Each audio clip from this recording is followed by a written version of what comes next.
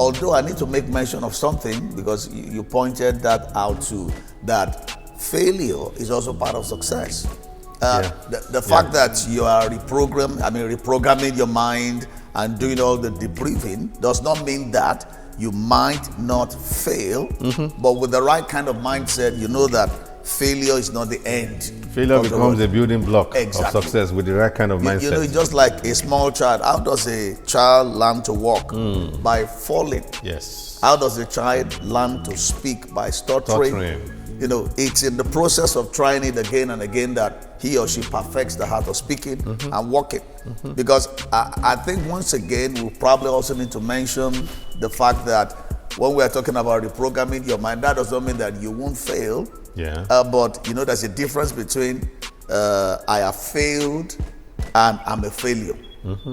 Because you must see failure as a situation, not a person. Not a person. You must see failure as an opportunity to learn, and so that you can improve and you can, you know, not repeat the same kind of mistakes. Failure is a stairway.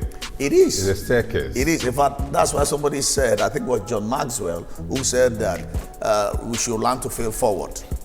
That's profiting from our failures instead of, because most people, once you experience a setback or an obstacle, people just feel that that's the end of the road.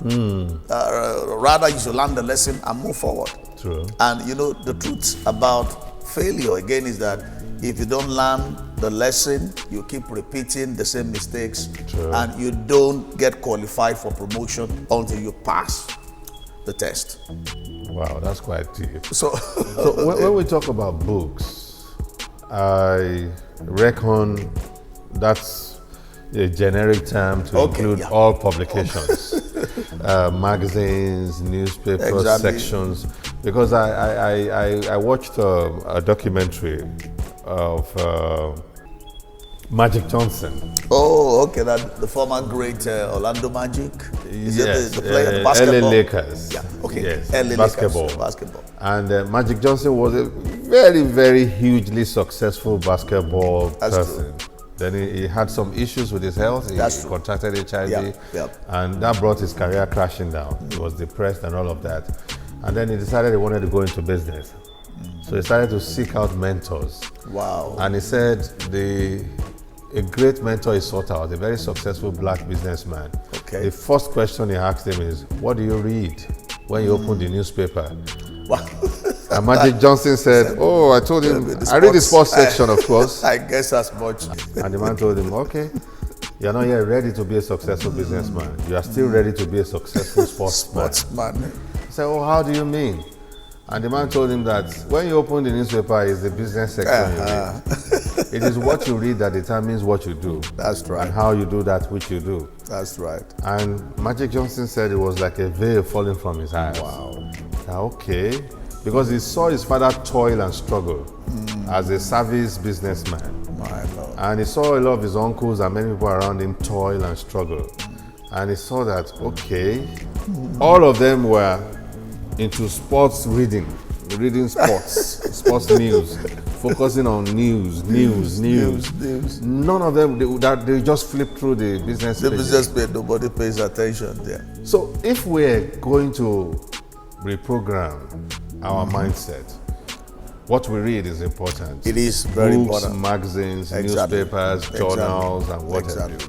Exactly. I reckon electronic and digital products like tapes, CDs will really come in handy. Very, very. And I think in this age, you know, thank God for technology, I think we've not leveraged effectively enough on, you know, the options technology gives us. Right now, in the comfort of your home or anywhere you are, you could go online.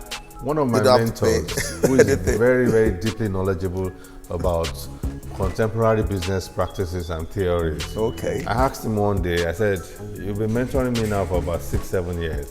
You don't read. I don't see you read. How come you know all these things that makes us marvel, that makes us knock at your doorstep? He said, well, I don't like to read. I don't like reading. I said, so how come you know them?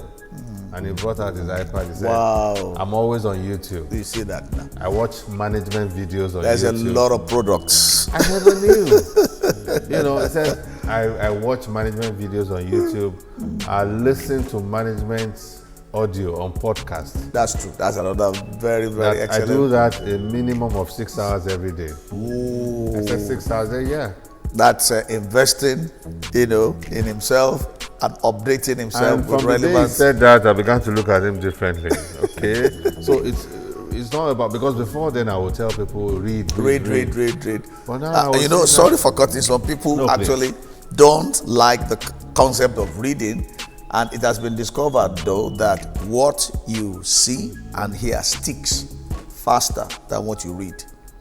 It's one of those things, research has been done over the years. So for most people, and if you look at the trend in the world today, where we're going, where at the having your, maybe your phone or whatever, you can access most videos, most information at the tip. So most people prefer the video because it's something that you can listen to at your leisure time with your headphones, connected.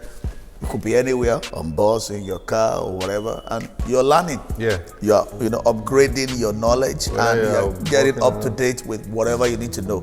So, like we rightly said also that the process of renewing the mind or debriefing, as you like to mention, or reprogramming is a continuous effort. Lifelong. So you could be anywhere really, in your car, your way to work, and you could still be going on with the process. Wow. Excuse me. So if reading is not your thing, then you can do YouTube, podcasting, among other things. You also talked about the association that we have embed ourselves in.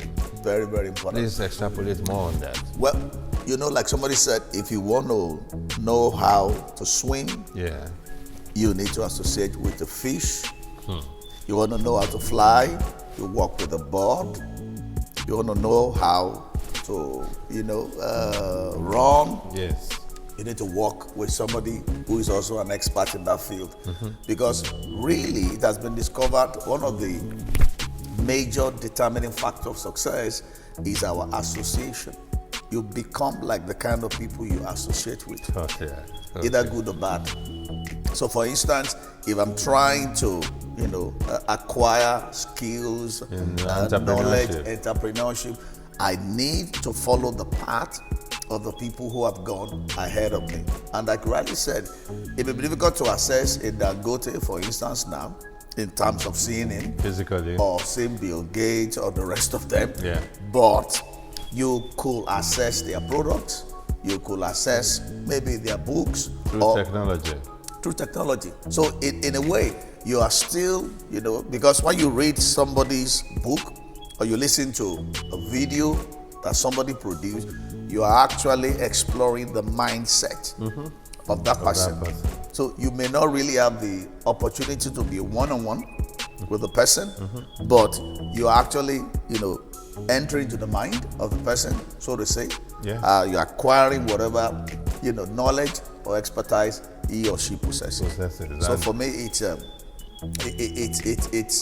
golden opportunity that we have, that I think any serious-minded entrepreneur need to take advantage of. So if you seek to be a business person and you're hanging around sportsmen, you're in the wrong company. Though people say, you should widen your network. Success principles are universal, but since we are talking about business and entrepreneur, for instance, I think it will make much more sense to work with people in that field. I agree. Because they'll speak your language. I agree.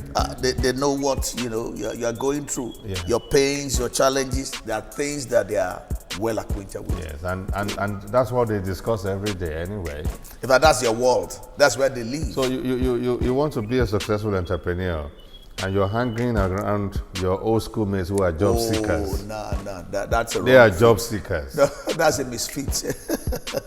So the association is critical.